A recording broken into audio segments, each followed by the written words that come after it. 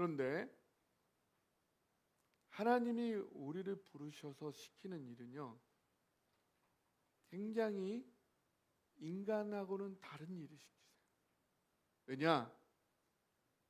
하나님의 생각은 하늘이 땅보다 높은 같이 우리의 생각과 높기 때문에, 하나님 스케일에, 하나님 크기의 일을 우리에게 주시기 때문에 이것은 굉장히 독특한 성격을 갖게 됩니다. 어떤 일을 주시는지 보시면 따라해 보세요. 예상하지 못한 일.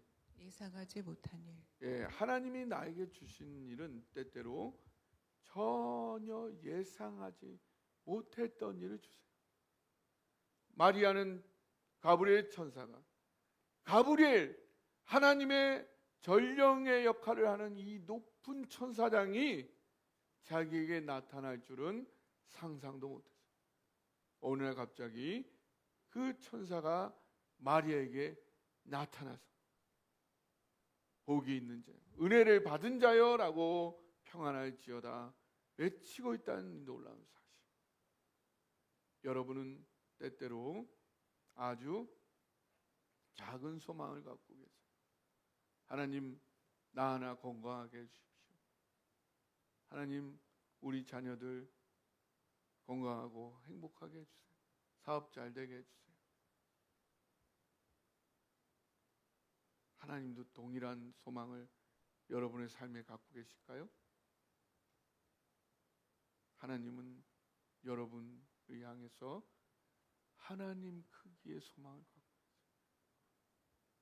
우리는 그저 오늘 편하기를, 한평생 편하기를, 한 가족 편하기를 원하지만 하나님은 여러분 한 사람을 통해서 세계 인류를 바라보시고 우주를 바라보시고 우리가 도저히 상상하지 못하는 일에 우리를 초청하고 계십니다.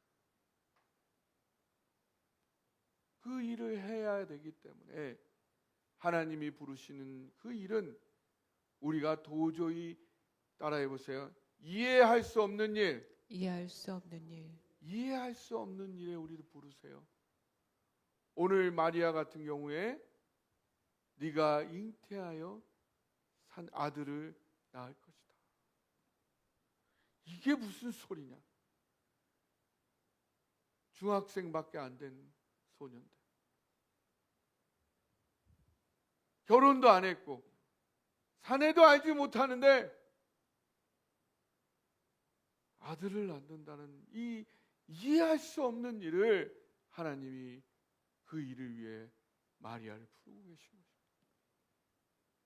상식을 넘어서는, 상식으로는 도저히 이해할 수도 없는 그러한 일에 우리를 부르고 계십니다. 그리고 그 일은 또한 따라해 보세요. 위험한 일. 위험한 일이기도 합니다. 보통 그 당시에 유대 소녀들은 12세에서 14세 정도의 약혼을 합니다. 약혼을 먼저 하고 한 1년 정도 있다가 진짜 결혼을 하는 거예요. 13세에서 15세. 바로 마리아가 약혼한 사이라는 것은 바로 약혼을 하고 결혼하기까지의 그 중간에 1년 동안 있는 그 사이라는 거예요. 이때는 임신을 하면은 절대로 안 되는 시기죠. 그죠? 그때는 임신을 하면 절대로 안 되는 시기예요. 그런데 하나님이 그런 마리아를 선택을 하셔. 하필이면. 그것은 굉장히 위험한 일이에요. 여기저기서 임신을 하면은 그것을 이상하게 생각하는 가장 민감한 시기에 있는 그 마리아를 부르신 것입니다. 가장 먼저 약혼자 요셉이 오해를 할 수 있겠죠. 아니, 나 백년 가약을 맺기로 한 그 약혼을 한 사람이 대체 누구와 관계를 갖고 아이를 가졌단 말이야. 그거를 가지고 동네에 이야기하면 마리아는 율법에 따라 돌을 맞아 죽을 수밖에 없어요. 생명의 위험이 있는 위험한 일을 하나님이 그 일에 마리아를 부르신 것입니다.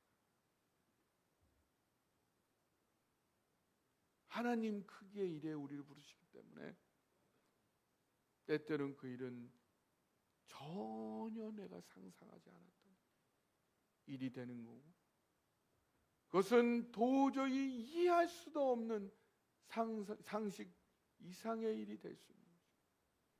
때로는 거기에 엄청난 위험 부담이 따라오는 그런 일일 수 있는 것입니다. 이 중학교 1, 2학년이 감당하기에는 너무나 엄청난 그런 일을 하라 부르셨기에 그것을 주님의 계집 종이오니 주님의 말씀대로 이루어지이다. 이것이 보통 믿음이 아닙니다. 이 어마어마한 위대한 믿음은 하나님과 끊임없이 소통하는 그런 삶이 있었기에 그것이 쌓이고 쌓여서 이러한 믿음의 위대한 고백, 위대한 순종에 이를 수가 있었던 것입니다.